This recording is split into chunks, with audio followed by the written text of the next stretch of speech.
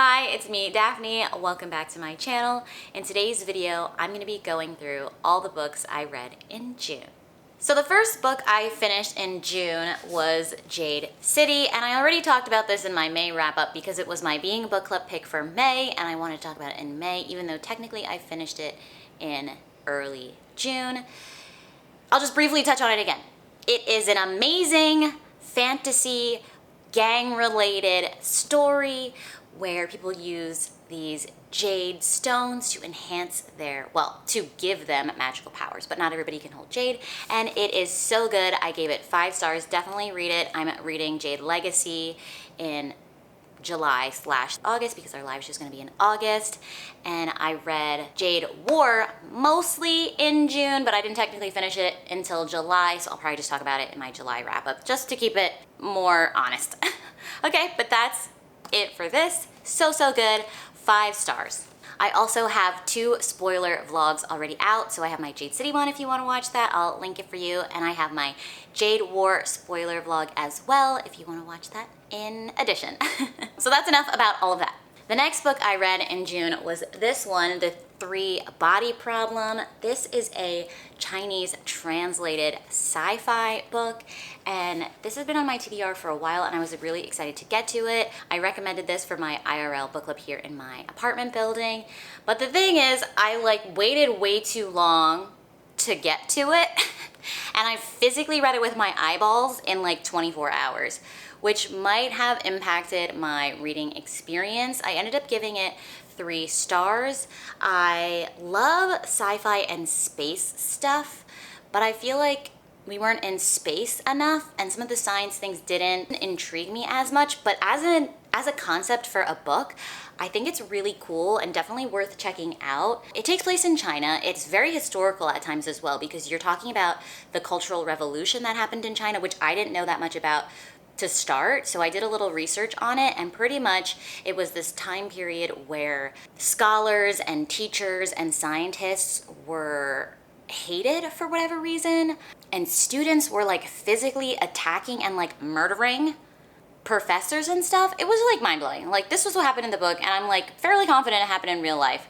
It was the Red Guard and everything. It's very interesting. Definitely worth looking up. I'll link a Vox, I think it was a Vox video that I watched that's pretty concise and gives you an overview of what was going on at the time in China. And that's what kind of kicks off the story. So years go by, scientists come back, people believe in science again. But there are these forces, there's this weird thing going on in the scientific community that is breaking the laws of physics, and it's making scientists go crazy, and they're killing themselves. And the scientific community is crumbling apart by this thing that's being discovered that just makes no sense, and the story evolves from there. I don't want to say too much. I mean, it is a sci-fi, so there are things that you can assume are gonna happen, but it's not confirmed right away, so I'm not gonna say. But that was interesting, and just how scientists are viewed and how crucial science is to the evolution of humankind. You know what I mean? As a human society, we've evolved so quickly thanks to science. And this is described in the book too that I thought was really cool. We've gone through, the historical eras where it's okay, we're in the prehistoric era for a really long time, and then we make a scientific discovery, and then we jump so quickly, and then the next era is even shorter, and then the next era because of scientific discovery is even shorter, and it's just shortens how quickly we can evolve. And it's just fascinating, all those discussions. I think if I read it slower, I would have appreciated it more, and maybe I'll continue it. I don't know, it's a series. But definitely worth checking out, even though I only gave it 3 stars. But I think that's just because I read it in 24 hours, and I was forcing myself because I really wanted to talk about it during book club. The next book I read was a short, smutty novella by Jessica Kane. I think I'm done with Jessica Kane, maybe for a little while. I think this will be the last wrap-up where I've read some of her books. But this one was called Caught by the Convicts, and this is a MFM romance. And for the Jessica Kanes, this one was actually really fun because they're all adults and well into their adulthood. They're not barely legal like some of the other ones I've read, which can be frustrating. And there's no daddy kink in it, which I also appreciate. So for Jessica Kane, this book was a really good success. This story is between Wendy, Clay, and Ruggers. So Clay and Ruggers are these two best friends that are in prison together. They're like cellmates or whatever. They've known each other since childhood. And Wendy she's just like kind of a normal girl. She's probably like in her early 20s, but she's visiting this prison because her father's imprisoned in there, and she has this past with her father like giving her a really hard time, so she's trying to like face him, or she's just trying to confirm that he's like not gonna escape this prison. I don't know. So she's visiting the prison, and while she's there, Ruckers and Clay see her, and they are like drawn to her. Though to be fair, a lot of the prisoners are attracted to her because they're like, what is this woman doing, like walking through the jail cells and stuff, you know, like the area where they're being locked up, not even just like the visiting room, which is a little bit of a plot hole, but you know, whatever. But while she's walking through with the guard, a riot starts and the jail cells open and all these guys like start like fighting, and she's in danger, and she gets snatched by these two guys, and the story kicks off from there. I can't really tell you too much because it's super short, but I will say it was really fun. A little bit of dubcon, I guess you could say, but like for the most part, she was into it. Two of the characters are very innocent. She's innocent, and then Ruckers is innocent as well. And then because it's MFM, it's not just about her. There's a little bit of a romantic thing going on with the two guys as well, which I thought was really fun. And yeah, this was a great one. If you just need something smutty and a little bit crazy, but like an all-around good time, I'd recommend this one. I ended up giving this one 4 stars. Really fun. Okay, the next one is the very last Jessica Kane. I swear, this is the last one. It's called Preacher Man, and this one kind of goes back to the old song and dance with Jessica Kane, where the girl's barely legal and yada yada yada, and we got the daddy king back, and I gave it 3 stars. So this one's between Mila and Joseph. So Joseph is the preacher in this small town, but you quickly learn in the beginning of the book that he's not really a preacher. He's just this kind of mafia associated guy that's like trying to like run away from his past, and he's pretending to be a preacher in this small town. Apparently he's very good at it because the community like is in love with him, they're obsessed with him.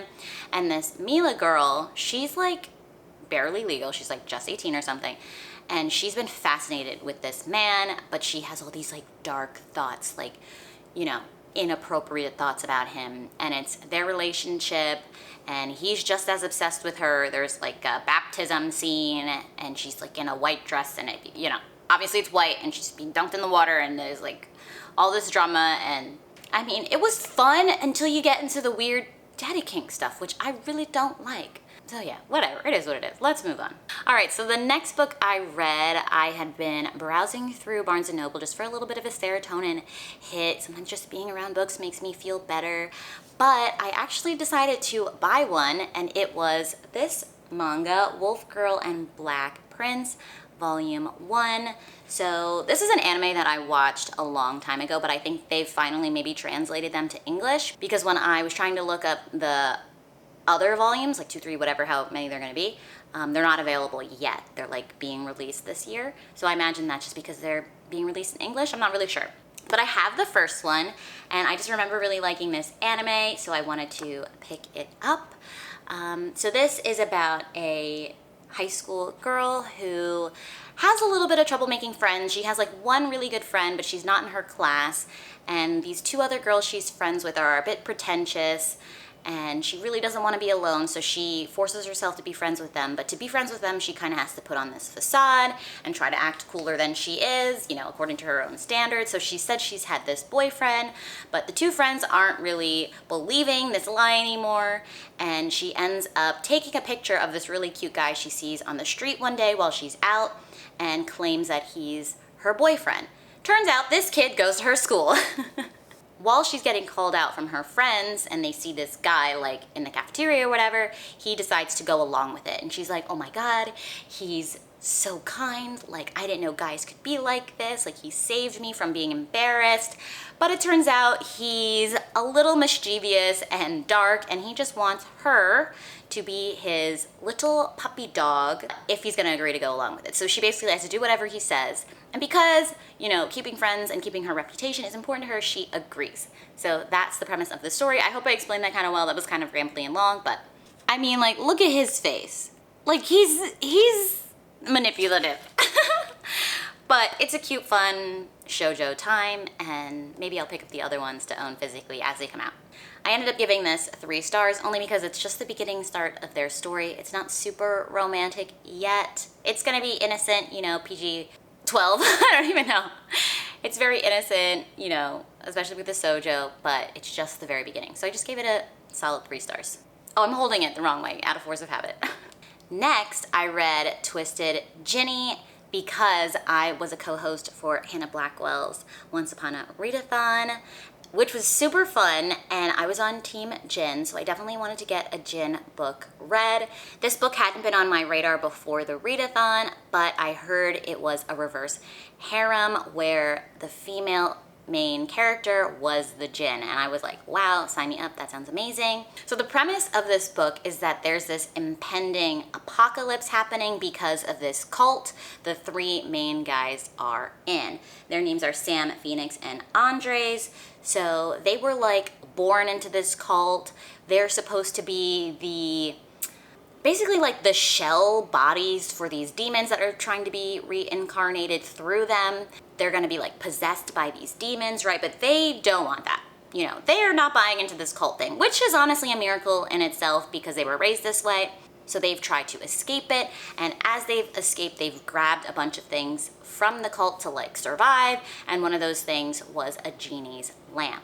So early in the story, as it evolves, they unleash the genie, which is Ginny, and it's their reverse harem story. They've all opened the genie lamp together, so Ginny has to listen to all of the 3's commands, and it's not like 3 wishes, you're done. Instead, it works that they are her master for an entire year, and she has to do whatever they say for an entire year. And they're trying to stop the apocalypse. I will say it was not as spicy as I would have expected for a reverse harem. Like, it was pretty tame. I mean, there were some moments where like it gets wild, but it doesn't even really count because they were possessed and it wasn't like the actual guys knowing what was going on. And then they weren't really into sharing, which felt weird. There was a lot of like possessiveness and jealousy, which isn't the usual MO for reverse harems either, so that kind of made it like a little less fun. And sometimes it was like kind of sweet and other times it was like pretty dark, but I don't know. I just felt like it was really long and the plot was really long and it just wasn't necessarily what I expected. It was fine, but a way slower burn than I wanted. Not as, you know, polyamorous as I would have wanted. They just all loved her. 2 of the guys would share, but the other guy didn't want to share. I don't know. It was just like different. And it wasn't as fun as I wanted it to be, but it was okay. So I ended up giving it 3 stars, and 3 stars, it's always kind of like, oh, you know, 3 stars is like whatever. I mean, I don't want to give things 2 stars. If something's going to be 2 stars, I probably won't finish it unless like at the very, very end it was horrible or have to read it. So yeah, 3 stars is kind of just like, meh. So that was that. I don't think it's a book you need to read, but if you're like really into the end of the world, apocalypse, genie kind of stuff, you might have fun with it, but like it's definitely one that like you don't need to read. And then the last book I read in June was Traitor Witch, which is another reverse harem. I got this at the recommendation of Hannah and I was so excited to finally get to it. Our main character is Nilsa. She is a lunar witch, which basically means her powers are at its peak at night, and she's more like promiscuous culturally with the lunar witches and like uses darker magic and understands the importance of like death and things like that, whereas her opposite coven, which is like the solar witches, are more about healing and life and are very modest and kind of like nunnish. So the premise of this book is that Nilsa has been framed for the murder of the 2 leaders, so the lunar witch and the solar witch, like leaders. So she's on the run. She's pretending to be a solar witch, and she runs into this guy, this seer. He's like this guy that can see the future, but he's also blind, and he tells her, I know you're running, like I've seen, like she knows he's a seer, and he's like, you need to like come to this ship to escape the city, whatever. So she does that, and there are like 6 guys, maybe like 5 or 6. I don't remember what the count is in total for this reverse harem. I read it obviously a couple weeks ago, but it's like a vampire, the seer, who is a shifter, but you don't find out what he shifts into for a while. He has a twin who's not a seer. There's a fae guy who like has like icy powers. There is the captain who's like a mage. He's like magically linked to his ship. Later there's like another guy who is a kind of siren, I think. So maybe it's only 6 guys. Hopefully I didn't forget anybody, because that would be I'd be sad for them if I forgot about them. And it turns out that she's the mate for every single one of these guys, except the siren guy, she's mated to him, but he's not like a pirate on this ship. He sees her in her dreams, whatever. Like the other guys don't really know about him. So they all know as they meet her that they are mated to her. But she doesn't know that they are mated to her, and they're trying to keep it a secret because the seer knows if she finds out too soon that they're all her mates, she's gonna freak out and bolt, and he doesn't want her to run away. And she's keeping secrets from them because she's hiding her identity, and not letting them know that she's actually a lunar witch and that she's pretending to be a solar witch. They all think she's really a solar witch and that she's modest, and like they're like, how are we gonna seduce this woman? She's gonna be like a prudish person, but really she's not. And it's that romance in the reverse harem, and it was really fun. Like I liked getting to know all these characters. I will say also the larger plot is pretty well developed. It's interesting. It's not too easy for the main character to like beat the big bad. It left off on kind of a cliffhanger, or like like a good lead-in to the second book, so I'm excited to continue this series. But I will say, not that much happened in the first one when it came to like the sexy scenes, which I was in the mood for at the time when I was reading it, so I was like, wow, this is really slow burn for the first one. But Hannah assured me that things pick up in books 2 and 3, so I definitely want to continue. I'm invested in these characters. I'm excited to see how their relationships evolve as individuals, as mated pairs, as a group of friends that all love each other. And yeah, I'm very excited to continue. But for the first one, because it wasn't meeting my expectations and it was very slow burn and I didn't know it was going to be slow burn, I just gave it another solid 3 stars. But I have a lot of hope for the next one, so hopefully those are like 4-star vibes or up. So those are all the books I read in June. I hope you enjoyed. If you did, please feel free to leave a thumbs up on this video and subscribe down below if you haven't already. I'd greatly appreciate it, and obviously it helps out my channel. Also, you can find me on Instagram at being.daphne if you want to see what I'm up to on the day-to-day on stories and posts and stuff like that. Even though I mostly just do stories, I'm working on my Instagram. But that's all I have for today, and I will catch you in another video.